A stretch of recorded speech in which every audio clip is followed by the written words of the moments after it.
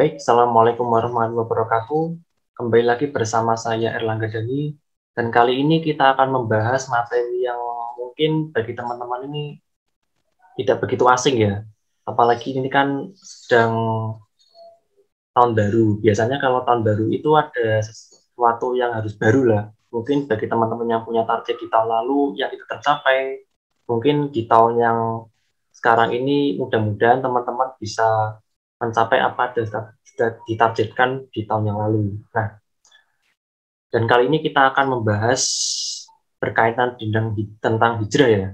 Hijrah itu sendiri memang bisa dibilang suatu perpindahan ya, perpindahan dari satu tempat ke tempat yang baru atau mungkin perpindahan dari satu kondisi ke kondisi yang baru. Nah, kalau kita lihat mungkin sejarahnya di masa yang lampau, di masa Nabi ya, hijrah itu bisa dibilang menandai kebangkitan umat Islam pada masa itu. Kenapa? Karena pada sebelumnya itu kan Nabi berdakwah di Makkah selama kurang lebih 13 tahun. Nah, selama masa 13 tahun ini kan bisa dibilang umat Islam mengalami berbagai cobaan dan fitnah lah dari kaum kafir Quraisy. Makanya kemudian Allah memerintahkan hijrah ke Madinah. Walaupun pada saat itu Madinah itu belum disebut sebagai Madinah ya, namanya Yathrib ya. Nah, setelah pindah itu kemudian berubah namanya menjadi Madinah. Nah, kalau kita lihat sejarahnya memang Yathrib ini adalah sebuah nama berasal dari keturunan Nabi Nuh yang ke-8. Dan nanti pembaca bisa melihatnya di buku berjudul Al-Bidayah wa Nihayah. Nah, di situ bisa dilihat secara jelas. Nah, setelah Nabi hijrah itu bisa dibilang umat Islam mengalami berbagai perubahan sistem lah. Dengan hijrahnya itu, maka umat Islam cukup berkembang pesat bisa dibilang. Nah, oleh karena itulah, makanya kalau bisa dibilang dengan adanya hijrah itu, umat Islam mengalami sebuah kemenangan. Karena mereka berhasil melewati berbagai cobaan-cobaan yang dialami selama masa uh, sebelum hijrah di Mekah. Dan mengenai peristiwa hijrah ini, kalau kita lihat sejarahnya, memang ada suatu hadis. Nah, hadis ini memang cukup masyhur ya.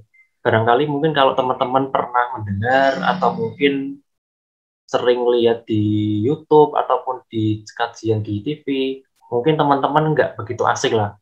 Saya bacakan hadisnya ya, dan ini saya kutip dari kitab Sahih Muslim. Nah, Sahih Muslim sendiri itu dikarang oleh seorang ahli hadis yang bernama Imam Muslim. Namanya Muslim bin Hajjaj An-Naisaburi. Dan dia ini beliau berasal dari Naisabur ya, sebuah daerah di negara Iran.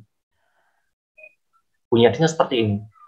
Hadatsana Abdullah bin Maslamah bin Sa'nabin, qala hadatsana Malik, an Yahya bin Sa'idin, an Muhammad bin Ibrahim, an Aqamah bin Maqasim, an Umar bin Khattabin, qala Rasulullah sallallahu alaihi wasallam, innamal a'malu binniyati wa innamal likulli imri'in ma nawa.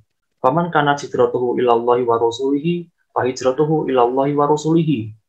Waman kana hijratuhu ilid dunya yusibuha au imra'atin yatazawwajuha fa hijratuhu ila ma hajaru ilaihi. Dan hadis ini oleh para ulama dikatakan sebagai hadis yang gharib ya. Dan ini kalau misalnya kita membahas mengenai hadis yang gharib ini mungkin akan panjang nih pembahasannya. Ya. Tapi walaupun hadis ini tetap gharib, tapi ini tetap sahih karena termasuk dalam hadis yang diriwayatkan oleh orang-orang yang thikoh atau terpercaya. Nah, kita mungkin akan membahas sedikit ya mengenai hadis ini.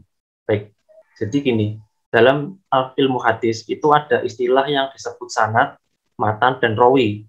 Nah, sanad itu apa? Jadi sanad itu apabila kita lihat hadisnya, itu dari Abdullah ibnu Maslamah bin Qanabin, dia mendapat hadis dari Malik.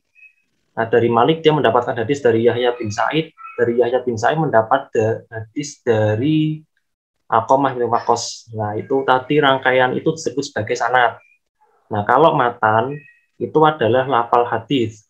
Nah, dari hadis yang tadi saya sebutkan tadi, matan itu adalah innamal a'malu binniyati wa innamal likulli imrin dan seterusnya itu disebut sebagai matan. Nah, kalau misalnya rawi itu adalah orang yang meriwayatkan.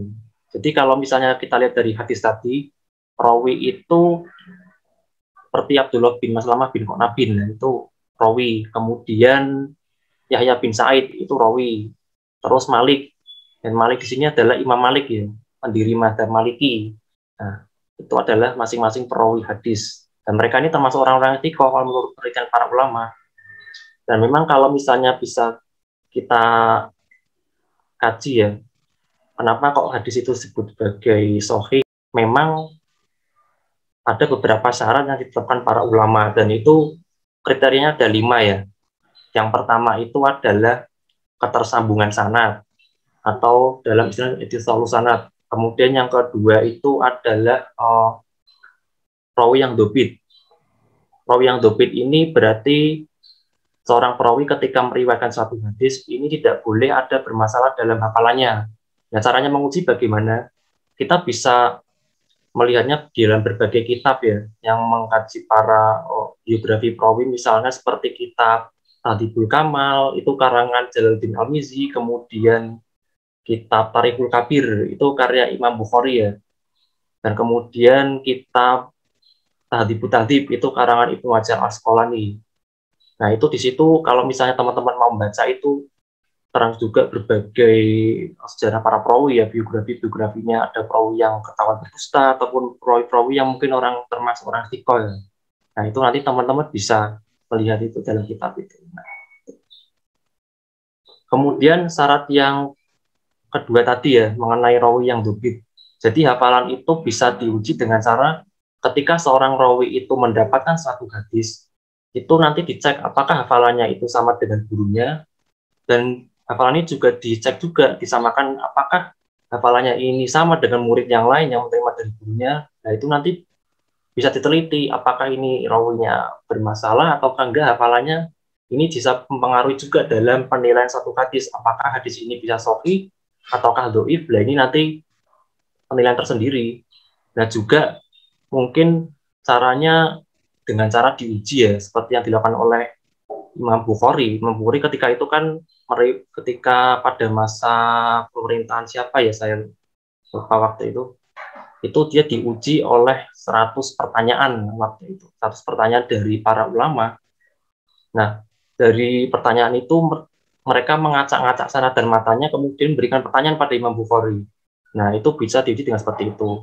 Nah, cara yang ketiga yaitu adanya rawi yang adil. Nah, adil di sini bagaimana? Adil itu ada beberapa kriteria menurut ulama hadis. Jadi adil ini yang dimaksud adalah bebas dari kefasikan yang dapat meruntuhkan martabat seorang rawi. Kemudian muslim, balik, dan berakal. Itu rawi yang adil. Kemudian syarat yang keempat adalah tidak adanya cacat dalam hadis. Nah, kemudian yang kelima itu tidak adanya hadis yang syadz. Maksudnya gimana? Jadi syadz itu adalah suatu hadis, misalkan ya, ternyata perawi yang thiqah ini bertentangan dengan perawi yang lebih thiqah. Jadi kalau bisa dibilang ini orang yang meriwayatkan satu hadis ini rawinya kan terpercaya. Kemudian ada lagi orang rawi lain misalnya yang lebih terpercaya, maka ini tidak bisa dikatakan sebagai hadis sahih. Itu seperti itu. Dan ini mungkin pembahasannya berkaitan dengan hadis nanti cukup panjang nanti. Oke. Yang berkaitan dengan tadi ya. Jadi hadis yang saya sebutkan tadi itu ada asbabul wurudnya. Jadi kalau dalam ilmu hadis itu asbabul wurud itu adalah sebab-sebab disebutkannya suatu hadis. Kalau misalnya Al-Quran itu kan asbabul nuzul. Nah, ini kalau hadis ini asbabul wurud. Nah, apa asbabul wurud dari hadis ini? Jadi hadis ini itu disebutkan oleh Nabi karena ketika itu ada seseorang laki-laki yang ketika akan melakukan hijrah, ternyata dia itu niatnya bukan karena Allah, ternyata karena seseorang wanita. Nah, makanya kemudian Nabi berkata demikian. Dan wanita itu kalau menurut para ulama itu nanti bisa dibaca di kitabnya Syekh Utsaimin ya, itu Syarah Arba'in Nawawi, dan hadis ini juga disebutkan dalam hadis nomor 1 kalau misalnya teman-teman mau baca. Itu namanya adalah Muqais namanya. Nah, jadi kalau kita kaji dalam hadis ini memang berkaitan dengan hijrah. Memang mengapa kok Nabi itu menyebutkan kata hijrah karena memang hijrah itu begitu asing bagi masyarakat pada masa itu, masyarakat Arab terutama karena masyarakat Arab itu kan sangat cinta terhadap tanah airnya. Makanya kemudian sebutkanlah kata hijrah. Nah, kalau sekarang mungkin nggak begitu asing ya, beda dengan yang dulu. Nah, hijrah dalam hadis itu tuh ada dua. Yang pertama hijrah karena Allah dan Rasulnya, dan yang kedua hijrah karena niatnya dunia. Dan dunia ini karena ingin dicapainya dan karena ingin menikahi. Makanya disebutkan waman kana hijratuhu lidunya yusibuha. Barang siapa yang berhijrah karena dunia yang ingin dicapainya, au imra'atin yatazawwajuha, atau seorang wanita yang ingin dinikahinya, maka dia akan mendapatkan apa yang diniatkan. Nah, itu tadi penjelasan mengenai hadis itu ya. Jadi, kalau misalnya kita refleksikan kondisi sekarang, memang kalau misalnya kita melakukan sesuatu hijrah ya, itu jangan sampai kita berniat karena ingin sesuatu dunia, misalkan karena pengen dipuji orang lain, ataupun mungkin karena ya bisa dibilang karena ingin mendapatkan apa seorang wanita karena ingin menikahinya. Nah, ini tentu saja tidak diridho ya. Apalagi sekarang ini kan sedang ada bumi-buminya kan hijrah ya, hijrah dalam hal agama mungkin misalkan dari tadinya suka maksiat misalnya, terus kemudian karena suatu hidayah akhirnya tobat. Jadi jangan sampai kita ini berniat hijrah tapi justru malah tidak diridhoi oleh Allah. Mungkin tadinya tidak mau belajar, akhirnya setelah ada hidayah mungkin mau belajar agama, terus akhirnya mau merubah. Tapi malah justru sebaliknya, justru malah setelah hijrah ini malah justru menghakimi orang lain atau mencela lain, ini bahaya. Apalagi pengen niatnya pengen diakui, ini jelas tidak boleh ya. Apalagi kan kita tahu bahwa kalau misalnya kita hijrahnya karena Allah itu kan jelas kita akan mendapatkan wajah Allah. Kalau menurut hadis ini seperti itu. Makanya bagaimanapun caranya ketika kita menuntut ilmu, yakni ilmu dalam arti syar'i maksudnya ya, ilmu yang dapat mendekatkan kita kepada Allah itu jangan sampai kita niatkan agar kita mendapat pujian, tapi kita niatkan bagaimana kita mendapatkan ridho dari Allah Subhanahu wa taala. Itu seperti itu. Ada satu hadis itu bisa dibilang cukup masif juga ya. Dan mungkin kalau teman-teman pernah mendengar, di sini juga diriwayatkan oleh Ibnu Majah dalam kitab Sunan Ibnu Majah, kemudian dalam kitab Sahih Bukhari nomor hadis 71. Nah, yang saya sebutkan ini adalah saya kutip dari kitab Sunan Ibnu Majah ya. Saya bacakan hadisnya, itu kalau misalnya teman-teman mau cari di kitab Sunan Ibnu Majah nomor hadis 220. Baik, bunyinya seperti ini. An Abu Hurairah radhiyallahu anhu qala Rasulullah sallallahu alaihi wasallam man yuridillahu bi khairan yufaqihu fiddin. Dari Abu Hurairah radhiyallahu anhu berkata, Rasulullah sallallahu alaihi wasallam bersabda, siapa yang dikehendaki oleh Allah suatu kebaikan maka dia akan dipahamkan dalam hal agamanya. Tanda kebaikan yang diberikan oleh Allah kepada manusia itu bukan sebuah harta ya, atau mungkin sebuah kedudukan. Mungkin kalau teman-teman misalnya dalam suatu instansi bekerja, mendapatkan promosi, jabatan, maaf ya, ini bukan berarti bahwa Allah itu memberikan kebaikan. Belum tentu misalnya kalau kita mendapatkan suatu promosi jabatan, ataupun mungkin ya bisa dibilang mendapatkan kekayaan, kita mungkin bisa melihat dari tetangga, wah kita kok kaya gitu, kitanya enak, itu belum tentu mendapatkan kebaikan dari Allah. Kenapa? Karena itu sifatnya masih semu. Dan ketika Allah memberikan kebaikan kepada hambanya dalam dipahamkan dalam agamanya, maka seluruh alam itu jelas akan mengatakan sesuatu itu baik.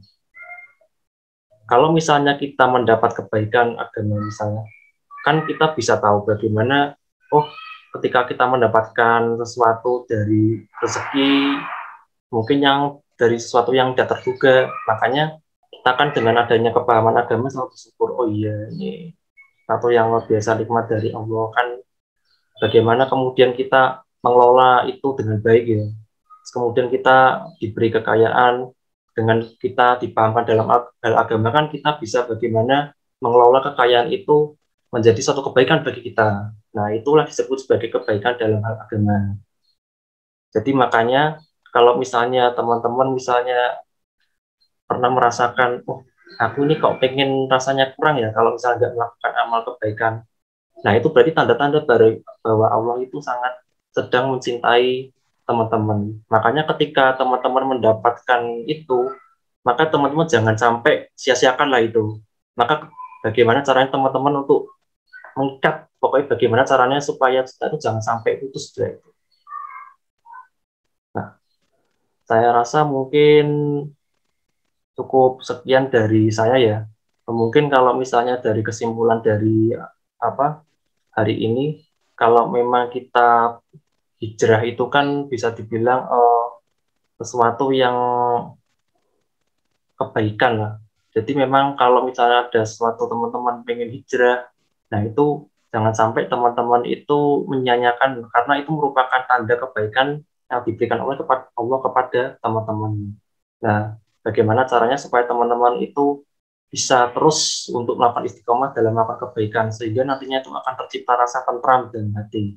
Nah, tentunya untuk melakukan kebaikan itu semua harus didasari pada niat yang tulus ya, seperti yang saya sebutkan tadi, nama malu niat ya. Karena hakikat niat itu ada di dalam hati, bukan di dalam lisan ya. Itu menurut para ulama seperti itu. Nah, dan untuk selanjutnya mungkin cukup sekian dari saya. Apabila mungkin ada pertanyaan dari teman-teman atau mungkin saran atau mungkin komentar atau kritik bisa ditulis di kolom komentar. Sekian dari saya. Wassalamualaikum warahmatullahi wabarakatuh.